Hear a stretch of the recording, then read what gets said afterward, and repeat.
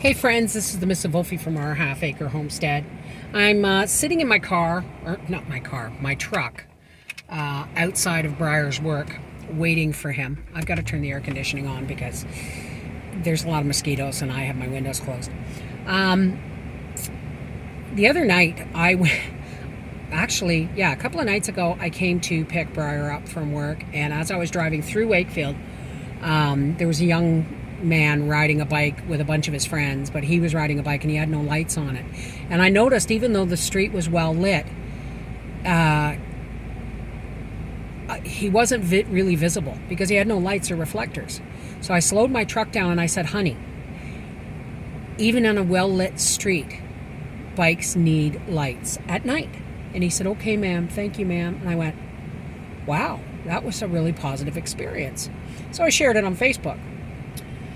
Last night I came to pick Briar up, and just as I was coming into town, two deer crossed the street in front of me. Only in a small town, eh? Two deer crossed the road in front of me, and I was really happy that I saw them. Now tonight, coming into town, now I have a lot of negativity about high beams and road courtesy and stuff like that, and it's really important for me to try really hard not to focus on the negative. So tonight I saw this car ahead of me slow down as we were coming into town and put its four ways on. And then I noticed to the side that there was a deer wanting to cross the road. So as the car went by, I put my four ways on and I actually stopped to try and get the deer to cross the road. Why did the deer cross the road? To get to the other side. Anyway, but it didn't want to cross the road. It didn't think I was very safe. So even though my car was stopped, my truck was stopped. So I waited because I saw a truck coming from the opposite direction, and I actually had my four ways on and I stuck my arm out the window and I pointed at the deer, and he flashed his lights at me to let me know he saw the deer.